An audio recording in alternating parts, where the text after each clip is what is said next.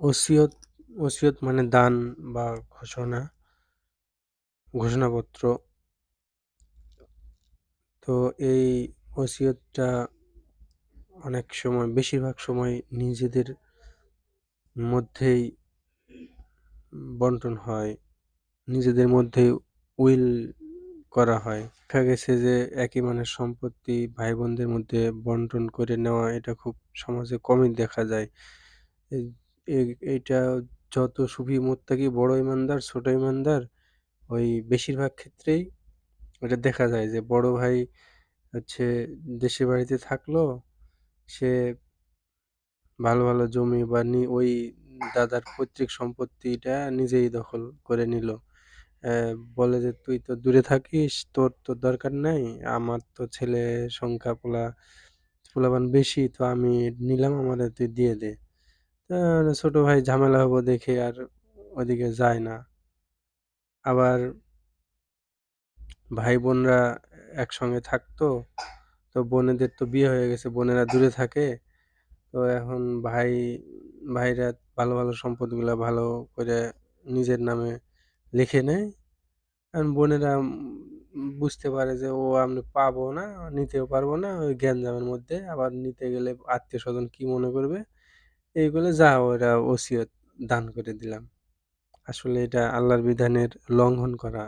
এই আল্লাহর সূরা নিসার আয়াত 11 থেকে 11, 12, 13, 14 এই আয়াতে আল্লাহ হচ্ছে নিজে ওসিয়ত করছে যে আমি মালিক, আমি ওসিয়ত করতেছি এর এভাবে যে করবে, এই বন্টনগুলো যে আমার নিয়ম তরিকায় করবে, সে হচ্ছে জান্নাতে থাকবে খলিদিন ফিহা, সারা জীবন।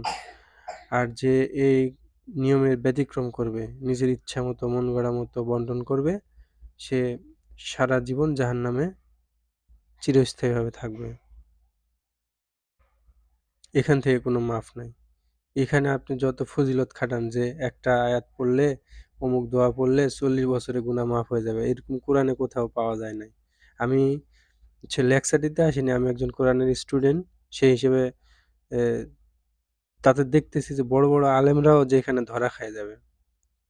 ওই হজ করে তাফসীরকারগণ বলেন যে ওই যে এই উম একটা মেয়ে আছে দেখে মেয়ের ভালোবাসা বেশি দিয়ে বা একটা বা ছেলেদের দিয়া, ছেলেদের ভালো ভালো সম্পদগুলো লিখে দিয়ে মেয়ের মাথায় একটু হাত মুছা দিয়ে বলল যে মাফ করে দিস, তোরে বেশি দিতে পারলাম না, তোরে ভালোবাসা আদর দোয়া দিয়ে গেলাম, দিয়ে হজে গেলাম। তো তাফসীরকারগণ বলেন যে ওই হজ করার দরকার নেই, আপনি গঙ্গা স্নানে যান, ওইরকম হজের দরকার নাই। তো আসুন সামনে বাড়াই। এ বিষয়ে হাদিসে পাওয়া যায় যে কোনো ব্যক্তি তার আমলনামা ঢিলেঢালা আছে, মানে হালকা আছে, কিন্তু আল্লাহর সম্পদ বন্টনের ক্ষেত্রে সে কোনো অনিয়ম করলো না। আল্লাহর দেয়া বিধান অনুযায়ী সে সম্পদ তার সন্তান-সন্ততিদের মাঝে বন্টন করে দিল, বা যে সে মানে সে সম্ভাবনা করলো যে আমি মরে গেলে আমার ছেলে-মেয়েরা হচ্ছে সন সম্পত্তি নিয়ে গন্ডগোল করতে পারে। এরকম সম্ভাবনা থাকলে সে যদি সম্পদ তার সম্পদ হচ্ছে তার সম্পদ হচ্ছে আল্লাহর নিয়ম অনুযায়ী বন্টন করে দিল। তো হাদিসে আছে ৬০ বছরের গুনাহ তার মাফ করে তাকে পরিপূর্ণ সওয়াব দান করে জান্নাতে দেওয়া দেবে, এরকম হাদিস আছে। আবার যদি কেউ ৬০-৭০ বছর ইবাদত করলো, হজ বন্দেগী করলো, কিন্তু সম্পদ বন্টনের সময় কোনো ভালোবাসার কোনো একটা মেয়ে আছে তাকে ভালোবেসে সব দিল, বা কোনো একটা ছেলেকে ঠকায়ে কোনো একটা ছেলেকে দিল না, উম আর অন্য একটা ছেলেকে দিল। মানে আল্লাহর দেয়া নিয়ম থেকে অনিয়ম কিছু করলো, তার হচ্ছে ৭০ বছরের আমল ডিলেট হয়ে গেল। এরকম হাদিসে আছে। দেখেন এরকম অনেক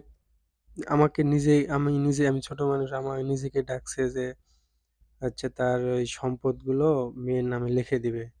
আর একটা দাড়ি পাকা মুরুব্বি বলতেছে, "ওফ! ভালো হবে। তোমার তো ছেলে নাই, মেয়ের নামে লিখে দাও, ঝামেলা মুক্ত হয়ে গেল।"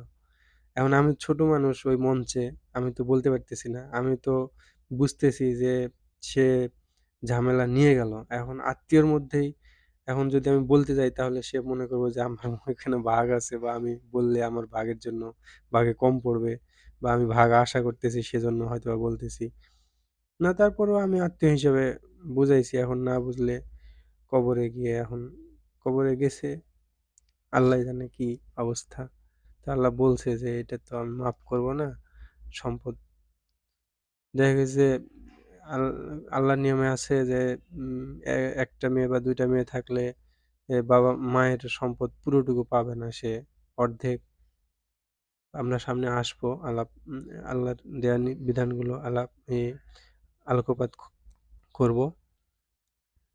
দেখা গেছে যে আত্মীয়স্বজন কিছু অংশ পাবে সেজন্য মেয়েকে দিয়ে দেয়। দিয়ে মইরা যায়। তো সে ঝামেলা নাকি ওই মুক্ত করে গেল। আসলে ঝামেলা মুক্ত করে গেল না নিয়ে গেল এটা সে বুঝবে। উম তো আল্লাহ বলছে যে, "তুমি তুমি সম্পদ কাকে দিয়ে মনে করতেছো যে উপকার তোমার হইলো, এটা আমি আল্লাহর চাইতে তুমি বেশি ভালো বোঝো না।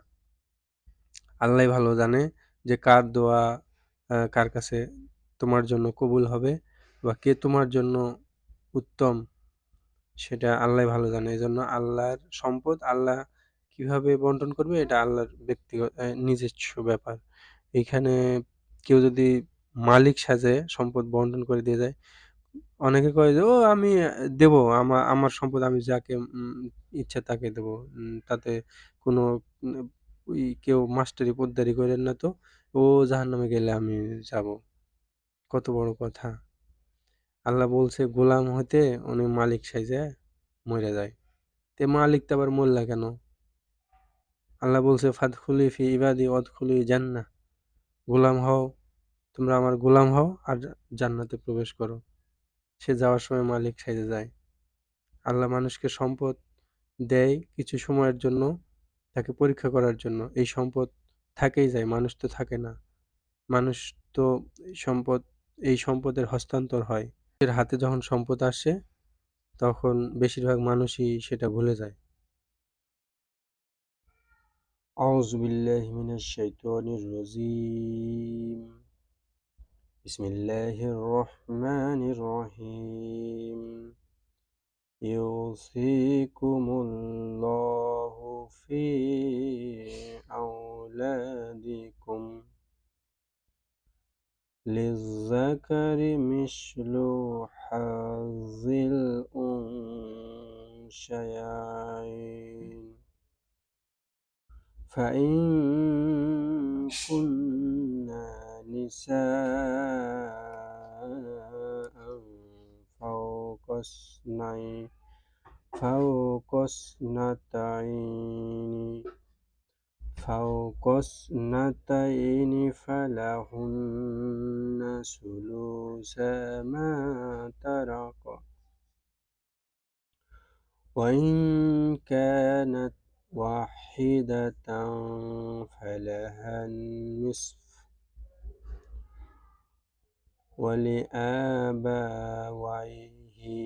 لكل واحد منهما سدس مما ترك إن كان له ولد فإن لم يكن له ولد وورثه أبواه فلأمه الثلث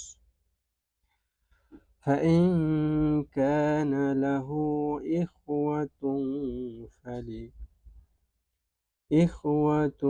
فلأمه السدس من بعد وصية يوصي بها أو دين. آباؤكم وأبناؤكم لا تدرون أيهم أقرب لكم نفعا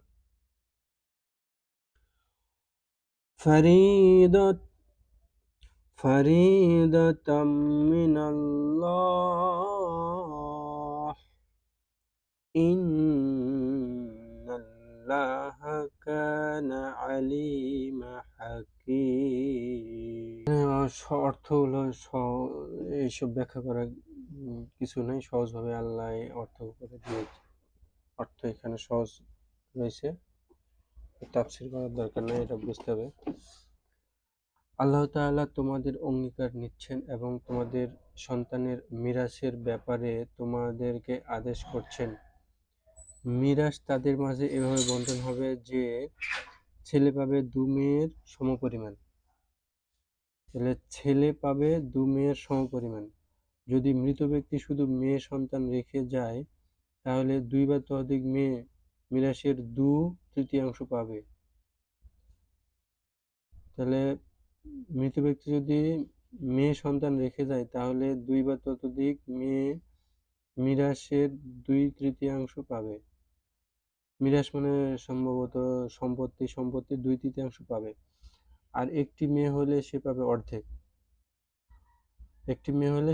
অর্ধেক। উপরন্তু মৃতের মাতা পিতার প্রত্যেকেই মিরাসের 1/6 পাবে যদি তার ছেলে বা মেয়ে থাকে। আর যদি তার কোনো সন্তানই না থাকে, এমনকি তার মাতা পিতা ছাড়া তার কোনো ওয়ারিশই না থাকে, তাহলে তার মা পাবে মিরাসের 1/3 আর বাকি মিরাস তার পিতা পাবে। আর যদি মৃতের কোনো ভাই বোন থাকে 2 বা ততোধিক, আপন বা সৎ, তাহলে তার মা তার জন্য নির্ধারিত 1/6 পাবে। আবার পড়ছি, আর যদি মৃতের কোনো ভাই বোন থাকে 2 বা ততোধিক, আপন বা সৎ, তাহলে তার মা তার জন্য নির্ধারিত 1/6 পাবে। তাহলে মৃতের মানে যে মারা গেছে তার যদি কোনো ভাই বোন থাকে 2 বা ততোধিক, আপন হোক আর সৎ হোক, তাতে সমস্যা নাই, তাহলে তার মা তার জন্য নির্ধারিত 1/6 পাবে। আর বাকিটুকু তার পিতা নির্ধারিত ও অনির্ধারিত মিলে সবটাই পাবে। তার ভাই বোনেরা এর কিছুই পাবে না। মূলত মিরাসের এ বণ্টনটুকু মৃতের ওসিয়ত বাস্তবায়নের পরেই হবে। মানে মৃত ব্যক্তি যদি ওসিয়ত করে যায়, তবে মনে রাখতে হবে ওসিয়ত সম্পদের 3/1 করতে পারবে, এর বেশি করতে পারবে না। এটা এক জায়গায় আছে। তবে তার ওসিয়তটুকু মিরাসের 1/3 বেশি হতে পারবে না। আল্লাহ তো এনেই লিখে দিয়েছে।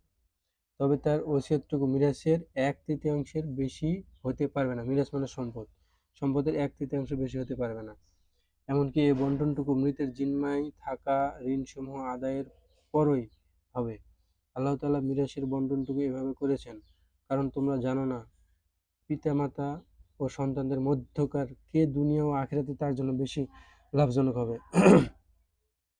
কখনো মৃত ব্যক্তি দুনিয়াতে থাকা অবস্থায় ওয়ারিসদের কাউকে ভালো মনে করে তার পুরো সম্পত্তিটুকু তাকে দিয়ে দেয়, অথবা কাউকে খারাপ মনে করে তাকে সম্পূর্ণরূপে বঞ্চিত করে, অথচ বাস্তবতা তার উল্টো হয়। বস্তুত যিনি এসবই জানেন তিনি হলেন আল্লাহ, যার নিকট কোনো কিছুই লুকায়িত নয়। তাই তিনি উল্লেখিত নিয়মে মিরাস বণ্টন করেছেন, যা তিনি তার পক্ষ থেকে ফরজ ও বান্দার জন্য বাধ্যতামূলক করে দিয়েছেন। নিশ্চয়ই আল্লাহ তাআলা মহাজ্ঞানী, যার নিকট তার বান্দার কোনো সুবিধার ব্যাপারই লুকায়িত নয়। তিনি তার শরীয়ত ও পরিচালনায় অত্যন্ত প্রজ্ঞাময়।